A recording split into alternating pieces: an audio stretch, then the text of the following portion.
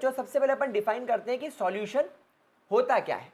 What is a solution? The solution is a homogeneous mixture.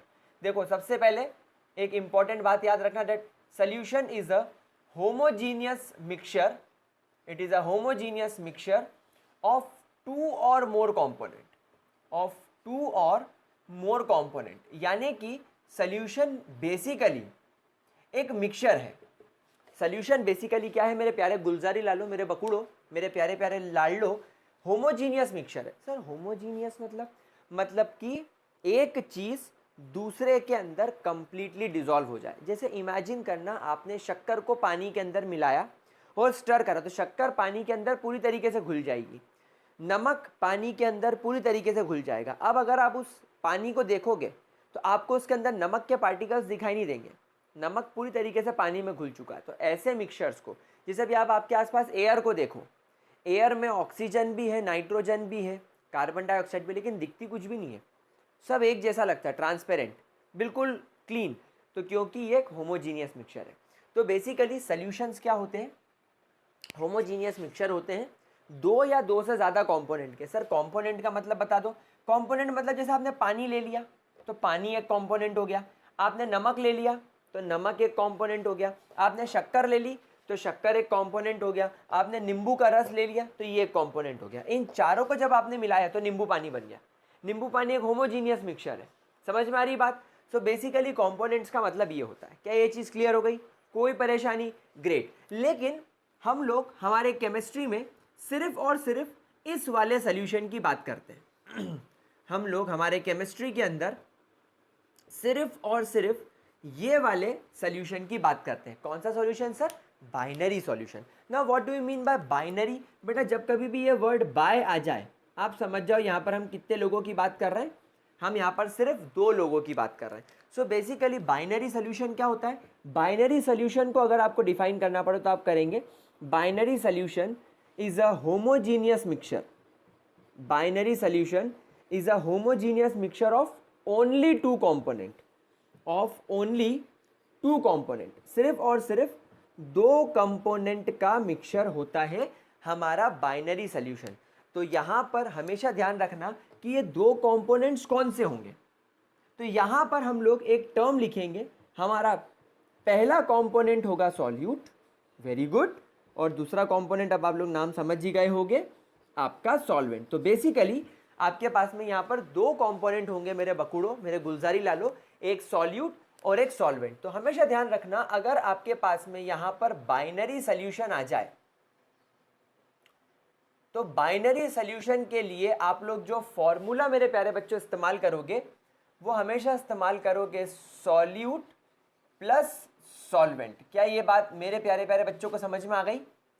क्या इसके अंदर किसी भी प्रकार की कोई दिक्कत? अच्छा ध्यान रखना ये एक फॉर्मूले की तरह भी इस्तेमाल होगा, तो it is a formula also, ठीक है ना। जब मैं आगे आपको molarity, molality, mole fraction, Henry law, है ना, जब मैं आपको ढेर सारी चीज़ें आगे पढ़ाऊंगा ना तब ये फॉर्मूले की तरह भी इस्तेमाल होगा। तो हमेशा ध्यान रखना कोई भी सॉल्यूशन, आई रिपीट, कोई भी सॉल्यूशन सॉल्यूट और सॉल्वेंट से मिलकर ही बनता है, इस बात का खासा ख्याल रखिएगा। अब आपके मन में सवाल आएगा कि सर जैसे आपने क्वेश्चन दे दिया या बोर्ड एग्जाम में या जेई में या नीट में एक सवाल आ गया तो हम कैसे पता लगाएंगे कि आपका ये ससुरा सॉल्यूट कौन है और सॉल्वेंट कौन है? कैसे पता लगाएंगे? कैसे कैसे कैसे? तो हम पता लगाएंगे कैसे? ऐसे। सॉल्यूट के बारे में पहली चीज ध्यान रखना, that solute is always present in laser quantity. हमेशा ध्यान रखिएगा आपका जो सॉल्यूट होगा ये लेसर क्वांटिटी में प्रेजेंट होगा, इसकी मात्रा सॉल्यूशन में कम होगी। तो सॉल्वेंट के बारे में क्या बोलोगे? तो हमेशा ध्यान रखना solvent will be present in more quantity, more quantity, और we can say it is always present in higher quantity. जैसे फॉर एग्जाम्पल आपके पास में नींबू पानी है, पानी में आपने थोड़ा सा नींबू मिला लिया तो अब ऑब्वियस सी बात है पानी ग्लास भर के होगा, नींबू का रस 1 चम्मच या नींबू का रस 2 चम्मच होगा, उससे ज़्यादा तो नहीं होगा। तो बेसिकली ये लेसर क्वांटिटी में होगा। क्या ये पॉइंट समझ में आ रहा है मेरे प्यारे बच्चों को?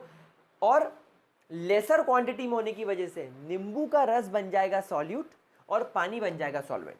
अच्छा, आप दारू पी रहे हो, आपने पैग बनाया, ओ जी पार्टी शार्टी करी सोडी सिंह की स्टाइल में, पार्टी शार्टी हाँ कैरम कैरम। तो अगर आपने शराब पीनी है तो आप एक ग्लास लेते हो, उसमें थोड़ी सी अल्कोहल डालते हो और सोडा या पानी ज़्यादा डालते हो। तो क्योंकि आपने अल्कोहल कम मात्रा में डाली है इसलिए वो सॉल्यूट, और सोडा या वाटर आपने ज़्यादा क्वांटिटी में डाली है तो वो सॉल्वेंट। अब आपको समझ में आ गया।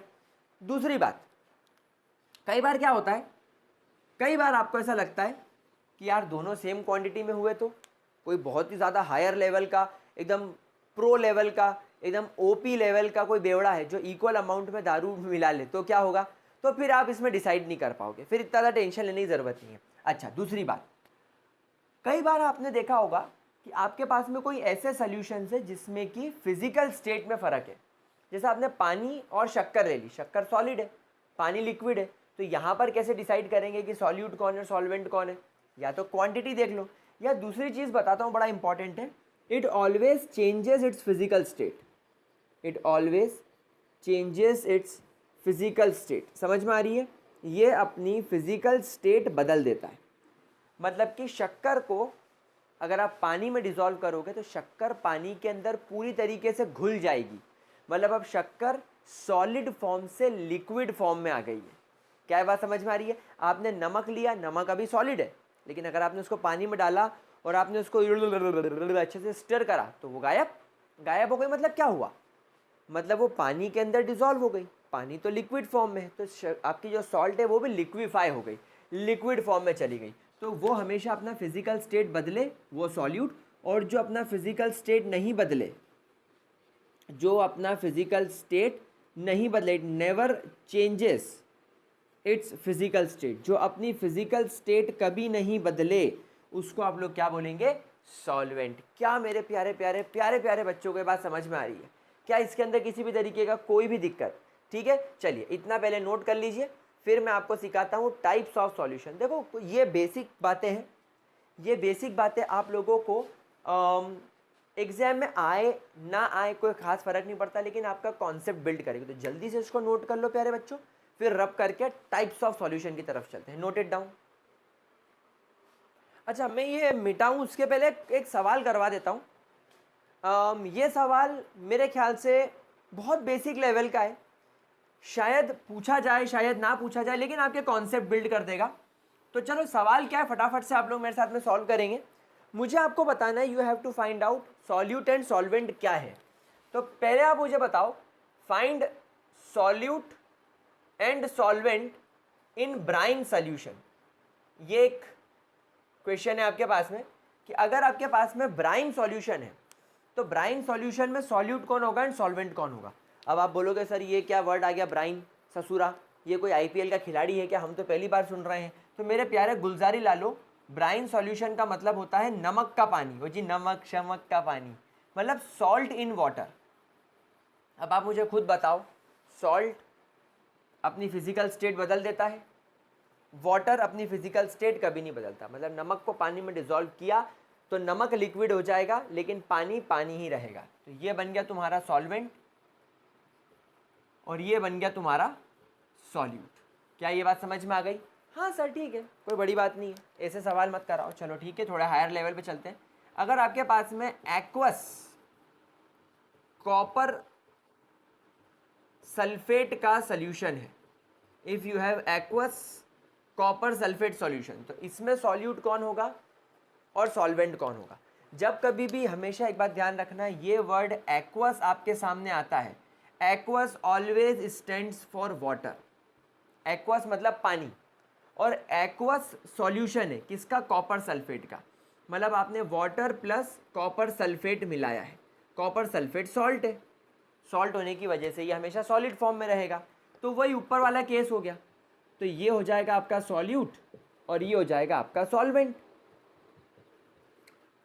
सर ये भी ठीक है, आता है, 10th की बात बता रहे हो। तो आओ चलो मुझे इसका बताओ, blue white roll, blue white roll. वैसे खैर अभी अभी आप लोग आए हो तो इतना हैवी सवाल नहीं दूंगा बेटे, मौज नहीं कराऊंगा तुम्हारी। ब्लू वाइट रॉल मतलब आप मान के चलो इसको ऐसा लिखेंगे, CuSO4.5H2O। ये एक प्रकार का सॉलिड सॉल्ट है। तो क्या ये सॉल्यूशन की कैटेगरी में आएगा? पहले तो ये बताओ, आएगा। क्यों आएगा? क्योंकि ये होमोजीनियस मिक्सचर है। दो कंपोनेंट का, एक कंपोनेंट पानी है, एक कंपोनेंट सॉल्ट है। लेकिन यहाँ पर फंडा क्या है, यहाँ पर ये एक्वस सॉल्यूशन नहीं है, यहाँ पर ये सॉल्ट है। ब्लू वाइट्रॉल एक प्रकार की सॉल्ट है, और सॉल्ट तो हमेशा सॉलिड फॉर्म में होती है। तो यहाँ पर मुझे एक बात बताओ भाई, वाटर तो लिक्विड फॉर्म में होता है, और कॉपर सल्फेट क्योंकि ये सॉल्ट है ये सॉलिड फॉर्म में होता है। लेकिन यहाँ पर ये दोनों मिल गए, इन दोनों के मिलने से जो ब्लू वाइट्रॉल बना, ये कौन से फॉर्म में बना, ये सॉलिड फॉर्म में बना। मतलब यहाँ पर अपना फिजिकल स्टेट किसने बदला, वाटर ने बदला। वाटर जो कि हमेशा एक्वस फॉर्म में, लिक्विड फॉर्म में होता है, यहाँ पर वाटर अपने सॉलिड फॉर्म में चला गया। तो जिसने अपना फिजिकल स्टेट बदला वो सॉल्यूट कहलाएगा। तो यहाँ पर आपका वाटर बन जाएगा सॉल्यूट और कॉपर सल्फेट बन जाएगा सॉल्वेंट। क्या ये बात समझ में आ रही है? क्या इससे मिलता जुलता एक सवाल और करना चाहोगे? चलिए, मान लीजिए आपके पास में यहाँ पर जिप्सम है, CaSO4.2H2O, ये आपका जिप्सम है। आप लोगों को सबको मालूम है जिप्सम सॉलिड फॉर्म में मिलता है। तो जिप्सम में सॉल्यूट कौन होगा? वेरी गुड, जिप्सम में सॉल्यूट होगा वाटर, क्योंकि वाटर ने अपना फिजिकल स्टेट बदल लिया, एक्वस से सॉलिड फॉर्म में चला गया, एंड CaSO4 बन जाएगा आपका सॉल्वेंट, क्योंकि ये अपने फिजिकल फॉर्म को इसने बदला नहीं। क्या ये बात समझ में आ गई? बहुत बढ़िया, अमेजिंग, एकदम शानदार। हाँ सर आ गया, बस कुछ एक डाउट और मन में है, काश आप वो बता देते तो आप आज हमारे हीरो होते। बताऊंगा, वो डाउट भी बताऊंगा, वो डाउट भी बता रहा हूँ, बिल्कुल बता रहा हूँ। अभी तुम्हारे मन में जो सवाल आया मैं बताऊंगा। अगर मान लीजिए आप लोगों को ऐसा सवाल आ जाए, if you have equi molar of alcohol, alcohol कौन सी? इथेनॉल, जो बेवड़े पीते हैं, प्लस वाटर। तो अब यहाँ पर इक्वी मोलर का मतलब क्या होता है? दोनों के मोल्स बराबर हैं। इक्वी मोलर का मतलब क्या होता है? Both have equal moles, both have equal moles, यानी दोनों के मोल्स बराबर हैं। यानी कि अगर आपके पास में यहाँ पर इथेनॉल है और अगर आपके पास में यहाँ पर वाटर है, तो दोनों के मोल्स बराबर है। लेट्स से दोनों के मोल 1 मोल है, मुझे पता नहीं है कितने, लेकिन इक्वल होगा तो 1:1 का ही रेशो होगा। मान लो तुमने 2 मोल इसके ले लिए और 2 मोल इसके ले लिए, तो 2:2, सिंपल रेशो 1:1। इसके 10 ले लिए, इसके 10 ले लिए, तो 10-10, यानी कि 1-1, मतलब ले दे के बाद 1 पर ही आनी है। तो दोनों के 1-1 मोल है। तो अब इसमें कैसे डिसाइड करोगे कौन सॉल्यूट कौन सॉल्वेंट? अच्छा, यहाँ पर सोचने वाली बात यह है कि ये भी लिक्विड ये भी लिक्विड, भाई हैं दोनों अपने लिक्विड फॉर्म में, तो यहाँ पर कैसे डिसाइड करोगे? तो मेरे प्यारे बच्चों, आइए मेरे को एक बात बताओ, मेरे प्यारे प्यारे गुलजारी लालो, मुझे एक बात बताओ, क्या आप लोगों को मैंने स्टोइशियोमेट्री में कभी नहीं सिखाया क्लास 11th में कि 1 मोल का मतलब होता है मोलर मास? या दूसरी भाषा में लिखूं मैं तो क्या 1 मोल का मतलब ये नहीं होता मॉलिक्यूलर मास इन ग्राम्स? हाँ सर होता है। तो मुझे एक बात बताओ ना, अगर मेरे पास में 1 मोल इथेनॉल है जिसका मॉलिक्यूलर फॉर्मूला C2H5OH होता है, तो मेरे प्यारे बच्चों क्या अगर मैं ऐसा लिखूं कि मेरे पास में अगर 1 मोल C2H5OH है तो कितने ग्राम होगा ये? देखो, एक कार्बन का मास 12, तो 2 कार्बन का मास 24 और टोटल 6 हाइड्रोजन, 24 और 6 30 30 और एक ऑक्सीजन है 16, यानी ये हो गया 46 ग्राम्स। यानी अगर मेरे पास में 1 मोल अल्कोहल है 1 मोल इथेनॉल है, मतलब वो 46 ग्राम के बराबर है। अगर मेरे पास में 1 मोल वाटर है तो यार 1 मोल वाटर का मास कितना होगा? 16 + 2 18, यानी 18 ग्राम। अब मुझे बताओ किसकी मात्रा कम है? अब मुझे बताओ कौन लेसर क्वांटिटी में है और कौन मोर क्वांटिटी में है? आप बोलोगे सर वाटर 18 ग्राम है, 1 मोल है मतलब 18 ग्राम है, और अल्कोहल 1 मोल है लेकिन 46 ग्राम है, तो क्वांटिटी किसकी कम हुई मेरा बच्चा बकुड़ा, मेरा प्यारा लाडला? किसकी क्वांटिटी कम हुई? वाटर की। तो वाटर यहाँ पर फिर बन जाएगा सॉल्यूट और यहाँ पर इथेनॉल बन जाएगा आपका सॉल्वेंट। क्या बात समझ में आई? क्या ये बात समझ में आई? हाँ, यस, अब ये बात हमें समझ में आ गई। क्या ये चीज़ क्लियर हो गई? कोई परेशानी, किसी भी प्रकार का कोई टेंशन? पक्का? चल, तो अब मेरे ख्याल से कोई सवाल आपके मन में नहीं आएगा, आपको कोई प्रॉब्लम परेशान नहीं करेगी। और दूसरी बात, अगर क्वांटिटी लिखी है, अगर आपको ग्राम्स में वैल्यू दे दी तो कोई घबराने वाली बात है ही नहीं। ठीक है, कोई दिक्कत? क्या हम आगे बढ़ सकते हैं? चलो ग्रेट।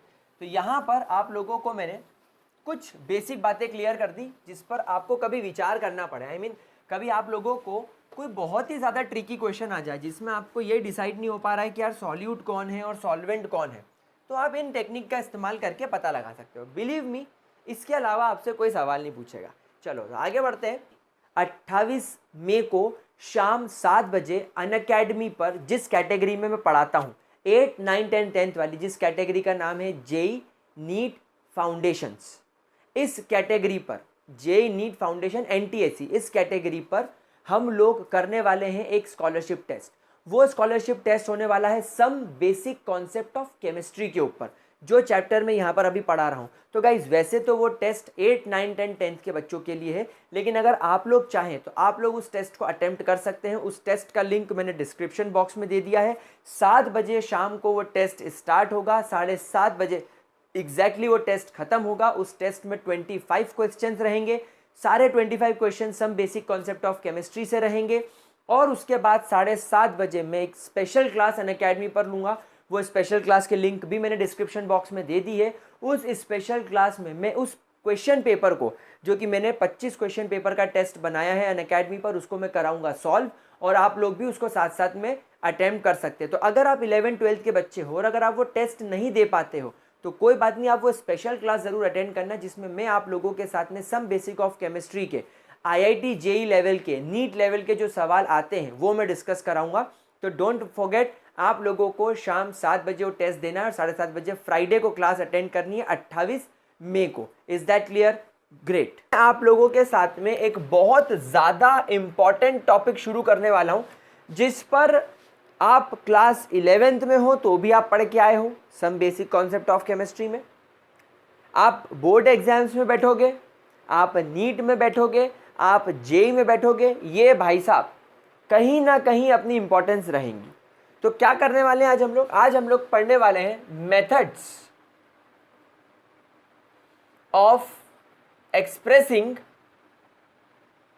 मेथड ऑफ या methods of expressing strength of a solution.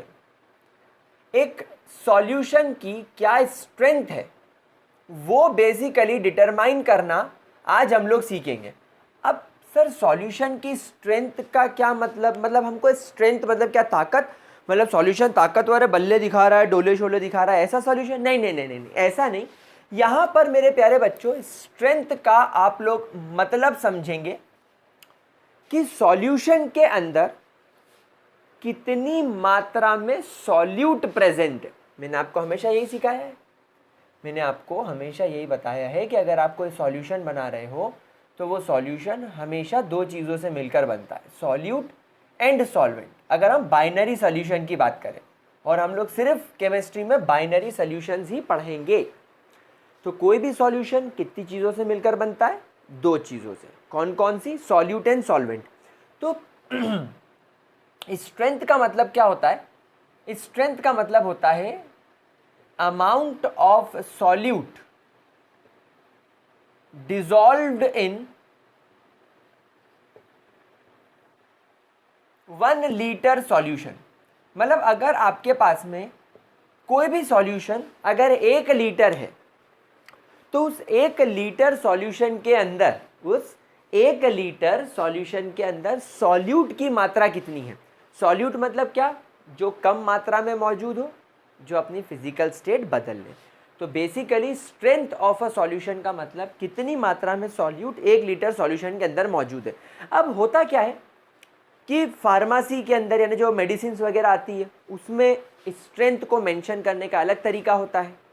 कभी कभी कुछ ऐसे सॉल्यूशन भी होते हैं जिसमें सॉल्यूट, सॉल्वेंट और सॉल्यूशन सब कुछ सॉलिड फॉर्म में होता है, कभी कभी गैस फॉर्म में होता है, कभी कभी लिक्विड फॉर्म में होता है।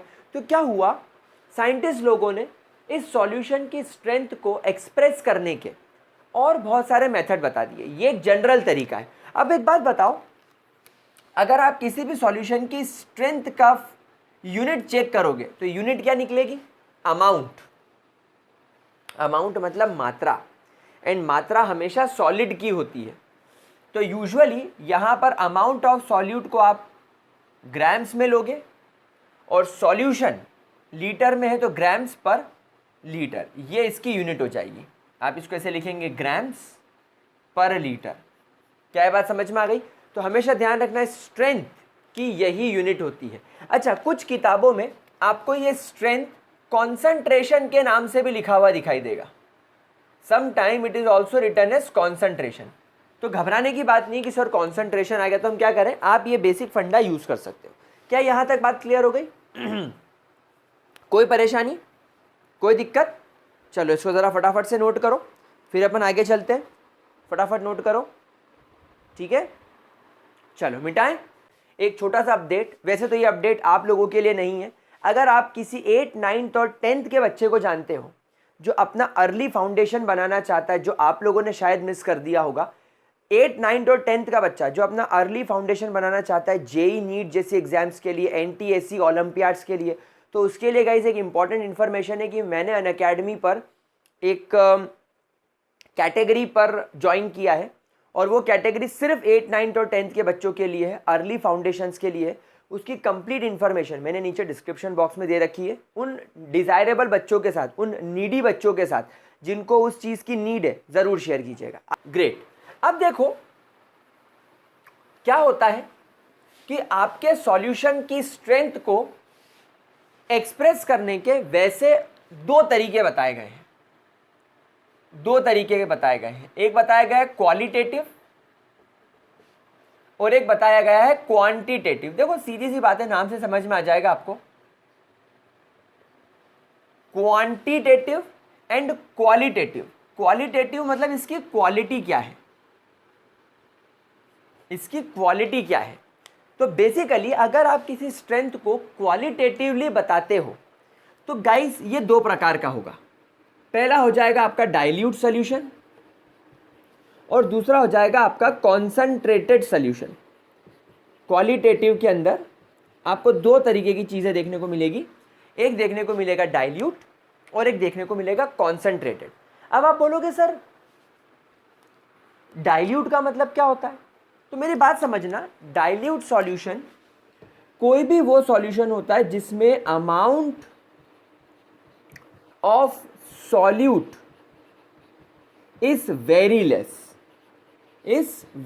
लेस, यानी मान लो अगर आपके पास में 1 लीटर सॉल्यूशन है तो इस 1 लीटर सॉल्यूशन के अंदर जो भी आप सॉल्यूट ऐड कर रहे हो वो बहुत लेस क्वांटिटी में ऐड कर रहे हो, बहुत लेस क्वांटिटी में ऐड कर रहे हो। फॉर एग्जाम्पल रसगुल्ले की चाशनी।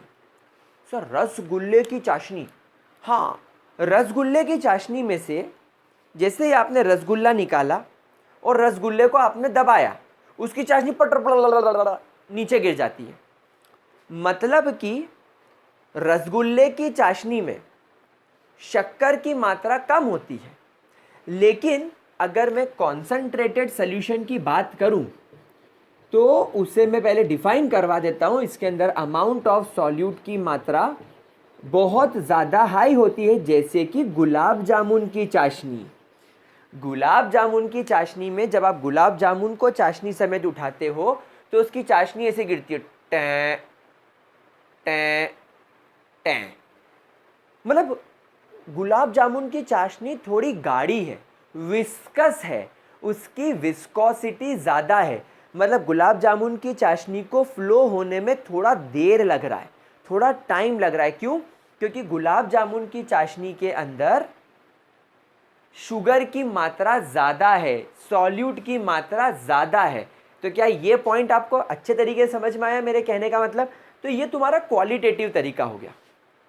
किसी भी सॉल्यूशन की स्ट्रेंथ आप दो प्रकार से बता सकते हो, डाइल्यूट एंड कॉन्सेंट्रेटेड, है ना। डाइल्यूट एंड कॉन्सेंट्रेटिव की जगह मुझे कॉन्सेंट्रेटेड लिखना चाहिए, कॉन्सेंट्रेटेड, है ना, कॉन्सेंट्रेटेड। अच्छा, आपने देखो इसको एसिड्स वगैरह में भी सुना होगा, कॉन्सेंट्रेटेड H2SO4, या आपने देखा होगा कॉन्सेंट्रेटेड नाइट्रिक एसिड, जैसे आपको कभी ये लिखा हुआ आ जाए कॉन्सेंट्रेटेड नाइट्रिक एसिड। तो इसका मतलब क्या है?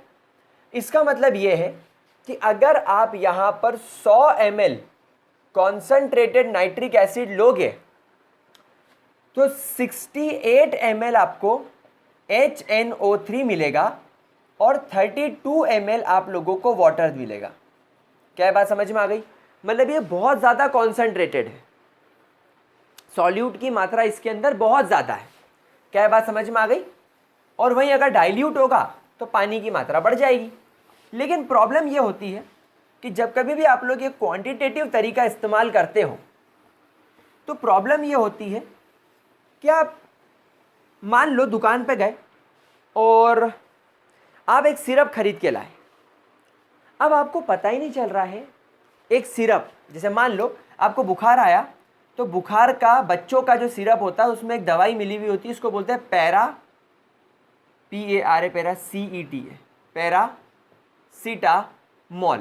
पैरासीटामोल। ये बुखार कम करने के लिए होती है।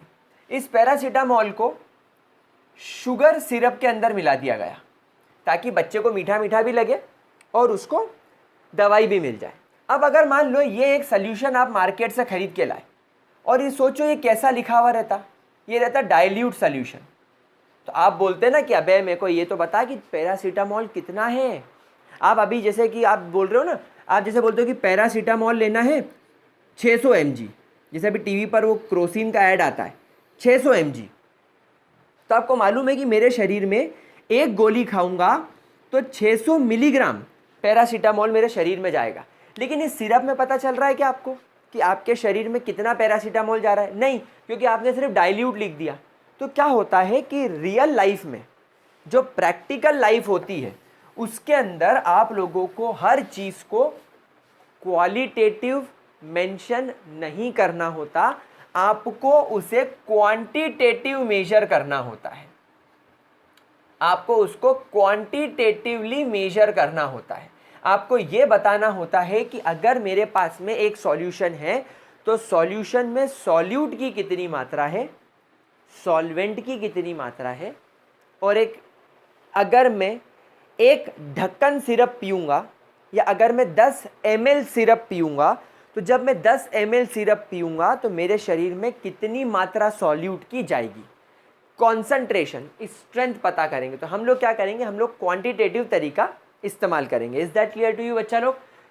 तो क्वांटिटेटिव तरीका मैं आप लोगों को यहाँ पर सिखाऊंगा और हमारे पास में अलग अलग क्वांटिटेटिव तरीके होते हैं, जिसमें सबसे पहला आता है मास बाय मास परसेंटेज। एक तरीका ये आता है मास बाय मास परसेंटेज, जिसको आप लोग m/m% भी बोलते हो।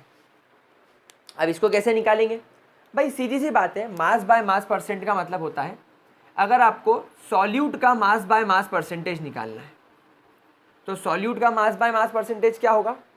It is nothing but the amount of solute, क्योंकि मैंने मास लिखा है इसलिए अमाउंट ऑफ सॉल्यूट जिसकी यूनिट ग्राम्स में होगी, present in total amount of solution, present in total amount of solution, यानी टोटल अमाउंट ऑफ सॉल्यूशन कितना है जिसकी यूनिट भी ग्राम्स में होगी, और क्योंकि आप परसेंटेज निकाल रहे हो इसलिए ये 100 हो जाएगा। क्या बात समझ में आ गई? कोई परेशानी?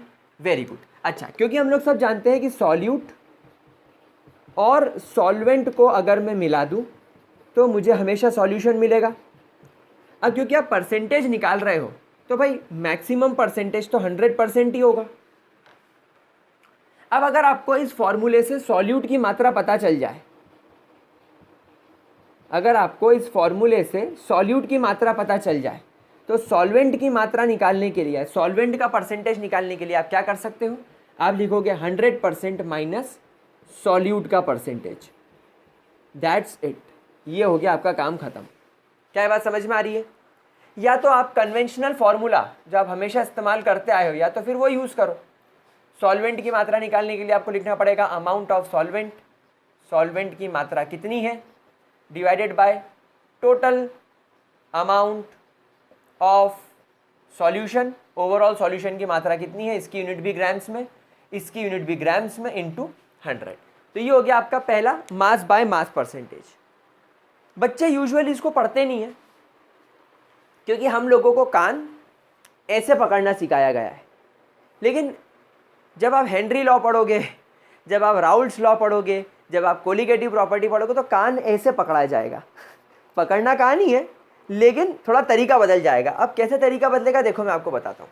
अभी आपको मैंने फॉर्मूला सीधा सीधा सिखाया, तो आपकी क्या एक्सपेक्टेशन बन गई कि हाँ हमको सवाल पूछा जाएगा, और सवाल कैसा पूछा जाएगा कि 10 gram of sugar is added in 100 gram of solution, find the percentage of solute. तो आप लिखोगे यहाँ 10 डिवाइडेड बाय 100 इंटू 100 तो 10%। ना, ऐसा सवाल नहीं आएगा।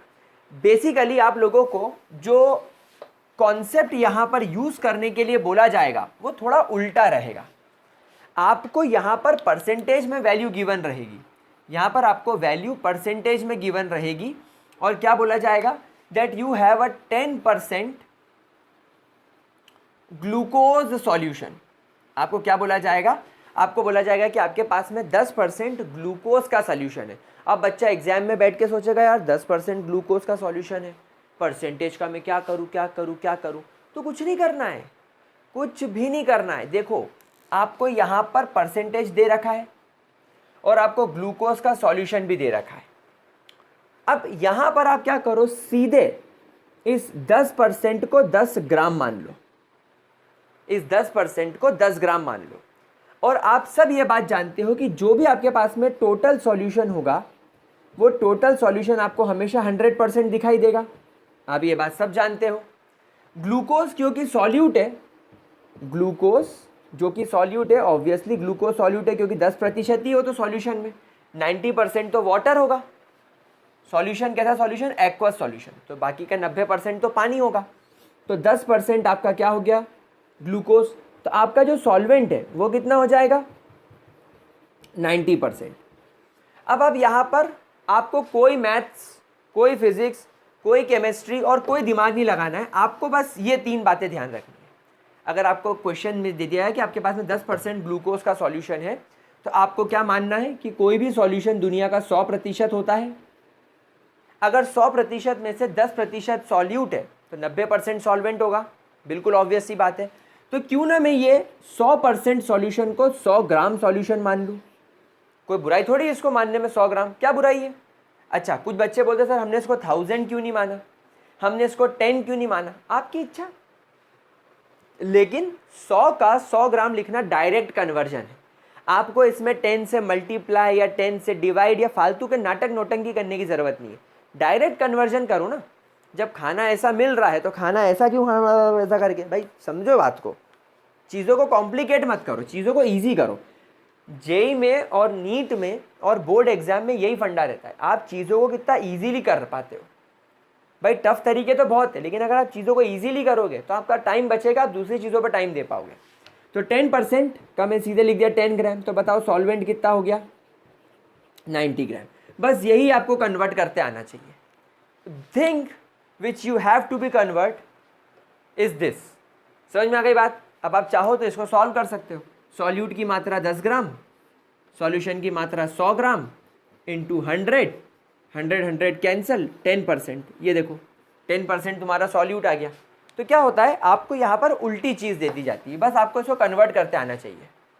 क्या चीज़ क्लियर हो गई, कोई परेशानी किसी भी तरीके की। चलो ग्रेट। तो मास बाय मास परसेंटेज को समझने के बाद हम आगे चलते हैं हमारे सेकेंड कॉन्सेंट्रेशन की तरफ, हमारे सेकेंड चचा जी की तरफ, that is volume by volume percentage. Volume by volume percentage, जिसको V बाय V परसेंटेज भी बोला जाता है। अब यहाँ पर क्या हो गया, बात वही है, परसेंटेज में वैल्यू दे रखी है, सब कुछ सेम है, बस यहाँ पर आपकी यूनिट बदल जाएगी। अगर आपको यहाँ पर सॉल्यूट का वॉल्यूम बाय वॉल्यूम परसेंटेज निकालना है तो यहाँ पर आपको लिखना पड़ेगा वॉल्यूम ऑफ सॉल्यूट। अब वॉल्यूम की अगर अपन बात करें तो ये या तो लीटर में दिया होगा या ml में दिया होगा। हम ml में मान लेते हैं क्योंकि हम लेबोरेटरी लेवल पे काम कर रहे हैं। हम लेबोरेटरी लेवल पर जब भी काम करते हैं तो हम छोटी मात्रा लेकर चलते हैं। अगर हम इंडस्ट्री लेवल पर काम करेंगे तो हम ज़्यादा मात्रा लेकर चलेंगे। तो क्योंकि अभी हम लेबोरेटरी लेवल पर काम कर रहे हैं, मात्रा कम होगी, इसलिए हम ml मान के चलते हैं। Divided by total volume of solution, solution का जो टोटल वॉल्यूम है वो इनटू 100। बस ये आपका वॉल्यूम बाय वॉल्यूम परसेंटेज हो जाएगा। यहाँ पर सॉल्यूशन की मात्रा भी ml में दे रखी होगी। ठीक है, कोई दिक्कत? अच्छा, तो अब अगर आपको सॉल्वेंट की मात्रा निकालनी है तो आपके पास में दो तरीके, या तो ये वाला ऑर्थोडॉक्स फार्मूला यूज़ करो या क्या करो 100% माइनस आपका जो सॉल्यूट का परसेंटेज है वो कर दो, तो आपको सॉल्वेंट की मात्रा मिल जाएगी। समझ गए? कोई परेशानी मेरा प्यारा बच्चा लोग? कोई दिक्कत? चलो ग्रेट। तो ये दूसरा फॉर्मूला भी क्लियर हो गया, कोई परेशानी? चलिए तीसरा जो कि फार्मेसी में इस्तेमाल किया जाता है, that is mass by volume percentage, m by v percent, mass by volume percent. ये फार्मेसी में इस्तेमाल किया जाता है। कैसे सर, समझ में नहीं आया? मेरा प्यारा बच्चा, पैरासीटामॉल इमेजिन करो, ये तो ड्रग है, ये तो दवाई है और ये तो सॉलिड फॉर्म में होती है। इस चीज़ को आप सिरप में डिसॉल्व कर रहे हो और सिरप तो लिक्विड है, और जब पैरासीटामॉल लिक्विड के अंदर डिसॉल्व होता है तो जो तुम्हारा जो सॉल्यूशन बनता है वो भी लिक्विड होगा। तो आपने एक सॉलिड चीज़ को लिक्विड के अंदर डिसॉल्व करा। तो यूजुअली आपके फार्मेसी में, आपके मेडिकल वर्ल्ड में ये चीज़ देखी जाती है। आपने शक्कर ली, शक्कर सॉलिड है, पानी में डिसॉल्व करा, पानी लिक्विड है, तो सॉलिड इन लिक्विड। तो जब कभी भी सॉल्यूट की मात्रा मास में दे रखी हो और सॉल्यूशन की मात्रा वॉल्यूम में दे रखी हो तो आपको ये चीज़ इस्तेमाल करनी है। तो इसका फॉर्मूला क्या होगा? Solute is equal to amount of solute dissolved in total volume of solution, इसकी मात्रा ग्राम्स में, इसकी मात्रा ml में, मल्टीप्लाई बाय 100। क्या चीज़ क्लियर हो गई? और अगर आपको यहाँ पर सॉल्वेंट का निकालना है तो आप यहाँ पर सॉल्वेंट का भी निकाल सकते हो। यहाँ पर ये वाली टेक्निक यूज़ ना करते हुए हम लोग हमारी ट्रेडिशनल टेक्निक की तरफ जाएंगे। अमाउंट ऑफ सॉल्वेंट, अगर सॉल्वेंट ग्राम्स में दे रखा हो, कभी कभी क्या होता है इस वाले केस में, या तो सॉल्यूट ग्राम्स में होगा तो सॉल्वेंट ml में होगा, मतलब सॉल्यूट अगर सॉलिड है तो सॉल्वेंट लिक्विड होगा, है ना? यही चीज़ हो सकती है।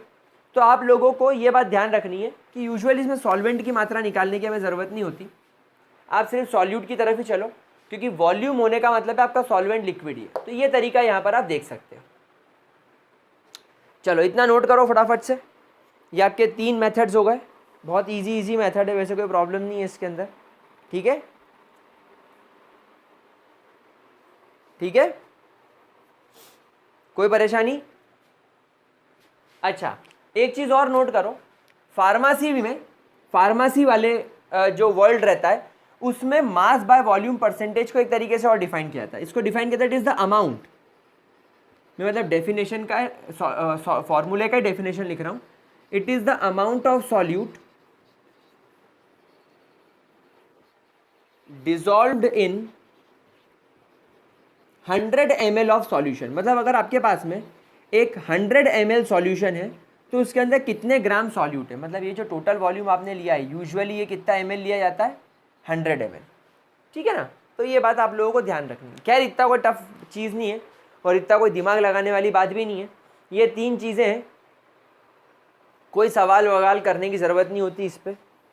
You don't have to do any kind of numerical in this. ठीक है, चलो इतना नोट कर लो, फिर अपन आगे बढ़ते हैं। कर लिया इतना नोट प्यारे बच्चों? क्या हम आगे बढ़ सकते हैं? चलिए ग्रेट।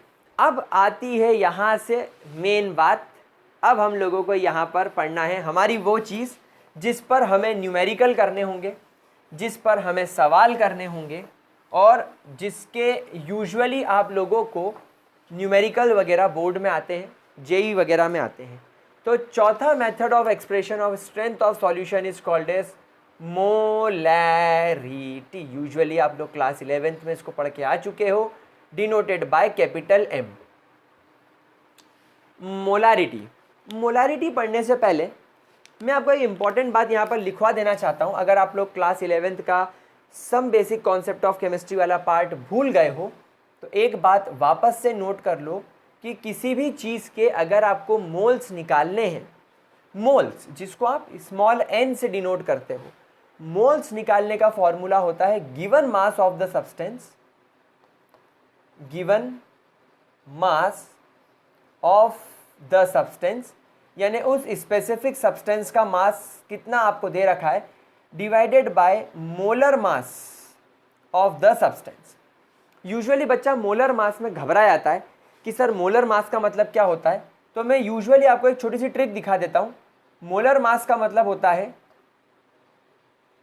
मॉलिक्यूलर मास या एटॉमिक मास, मॉलिक्यूलर मास या एटॉमिक मास जिसको आपने ग्राम्स में ले लिया। जैसे फॉर एग्जांपल मेरे पास में वाटर है, तो मैं जानता हूँ वाटर का केमिकल फार्मूला H2O होता है और इसका मास 18 होता है। ये मॉलिक्यूलर मास है। मॉलिक्यूलर मास को या एटॉमिक मास को हमेशा U से डिनोट करते हैं, जिसको यूनिफाइड मास बोला जाता है।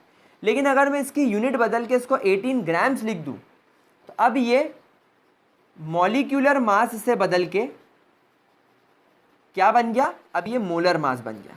मोलर मास का मतलब होता है कि अगर मैं 18 ग्राम पानी ले लूँ, दैट मीन्स मैंने 1 मोल पानी लिया है, तो the mass of 1 mole of a substance is called as molar mass. तो ये देखा गया केमिस्ट्री में कि जो भी आपका मॉलिक्यूलर मास है, अगर आप उसी को ग्राम्स में ले लो तो वो 1 मोल के बराबर हो जाता है। तो बड़ा बढ़िया कॉन्सेप्ट है ये। मोल्स में इसको सीखते हैं हम लोग, लेकिन अभी इतना ज़्यादा लोड नहीं लेंगे। आपको ये वाला फॉर्मूला इस्तेमाल करना है, given mass upon molar mass या मॉलिक्यूलर मास। आप तो मॉलिक्यूलर मास भी याद रखोगे तो भी आपका काम बन जाएगा। चलिए, तो मोलारिटी का फॉर्मूला होता है,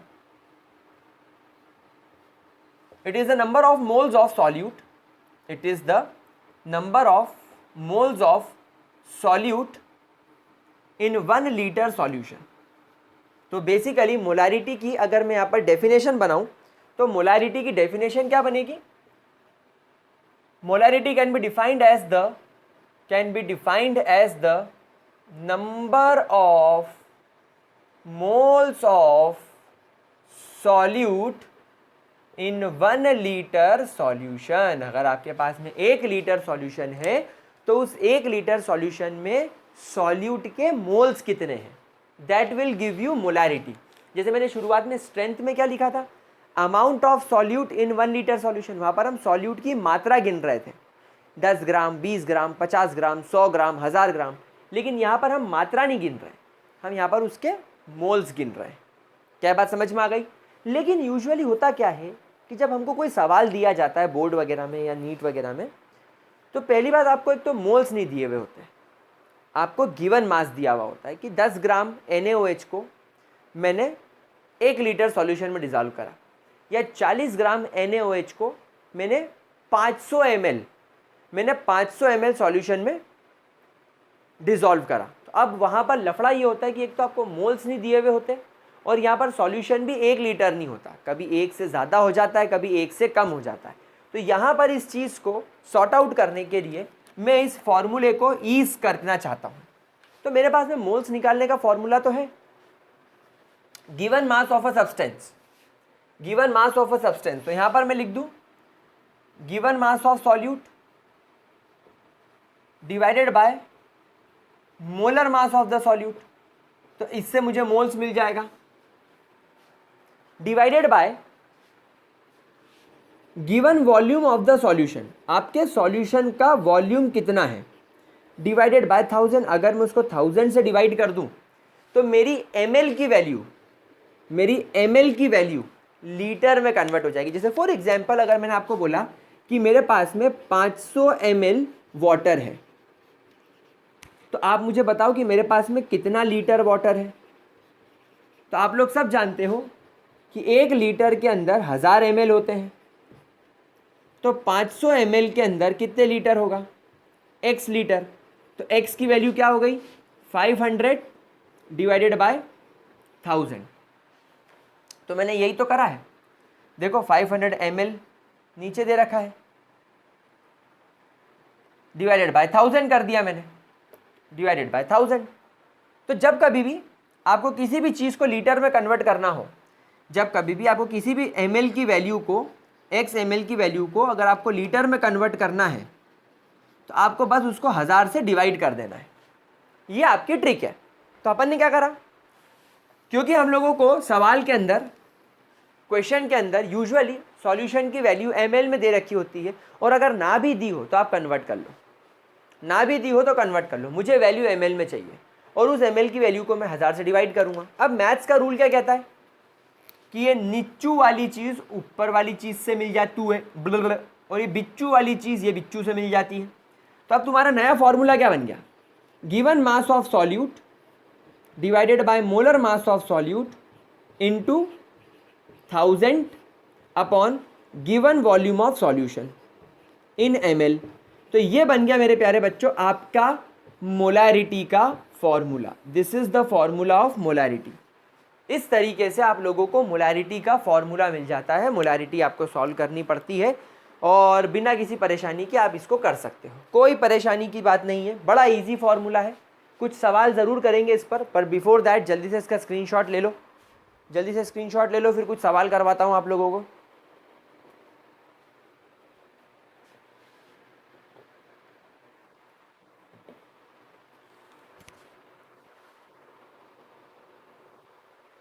वाट लगा दिए कोरोना ने, पूरे लंग्स, ट्रैकिया, फेरिंग्स, बोल नहीं पाता आदमी इतनी देर, बोलते ना दम घुटना, ऐसा फील होने लग जाता है। इसलिए अभी थोड़े रेगुलर वीडियो नहीं आ रहे, थोड़ा सा हेल्थ ठीक हो जाए फिर बिल्कुल पक्का रेगुलर वीडियोस आएंगे। और डेली आरंभ बैच का भी एक वीडियो आएगा और GC 3.0 का भी एक वीडियो आएगा। चलो लिख लिया, क्वेश्चन करें। चलो ग्रेट, ये फॉर्मूला याद कर लीजिएगा, ठीक है? प्लीज़ इस फॉर्मूले को याद कर लीजिएगा। चलो तो क्वेश्चन करवाता हूँ, एक प्यार भरा क्वेश्चन, प्यारा सा क्वेश्चन। इजी क्वेश्चन से शुरू करेंगे क्योंकि अभी इजी करवा पाऊंगा। टफ क्वेश्चन तो जब मोलैलिटी आएगी तब आएगा, जब नॉर्मेलिटी आएगी तब आएगा। तो टफ क्वेश्चन अभी आने शुरू होंगे। मोलैरिटी के डायरेक्ट क्वेश्चन बहुत इजी होते हैं। तो चलो एक सवाल करते हैं। When 4 grams of NaOH is dissolved in 250 ml of solution, dissolved in 250 ml of solution, then find the molarity। हमेशा ध्यान रखना, मोलारिटी को निकालने के लिए आपको कैपिटल M दिखा हुआ रहता है। अच्छा एक बात बताओ, ये जो मोलारिटी है इसकी यूनिट क्या होगी? मोलैरिटी का फॉर्मूला क्या सिखाया था मैंने? Moles of solute in 1 litre solution, in 1 litre solution. तो इसकी यूनिट क्या बन जाएगी? यूनिट क्या बन जाएगी मोलैरिटी की? Moles of a solute. भाई मोल्स की यूनिट, मोल्स तो खुद ही अपने आप में एक यूनिट है।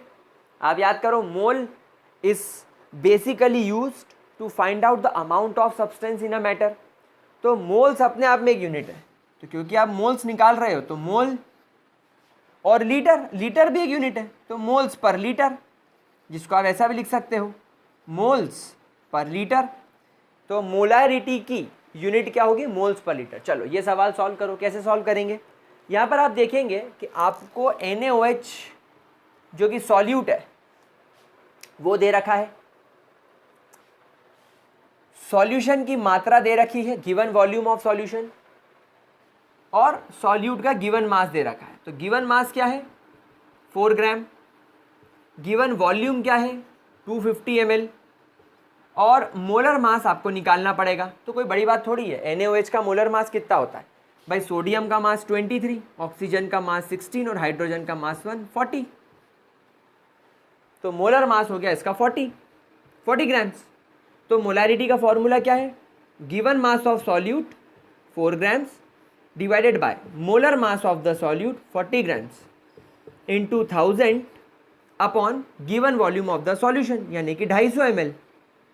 तो ये गया 10 टाइम्स, ये गया एग्जैक्टली 4 टाइम्स, तो क्या वैल्यू हो गई 4/10, या मैं इसको 0.4 लिख सकता हूँ। और यूनिट क्या लिखूंगा, तो यूनिट होगा इसकी 0.4 मोल पर लीटर। तो this is the value of molarity, इस सॉल्यूशन की मोलैरिटी ये है।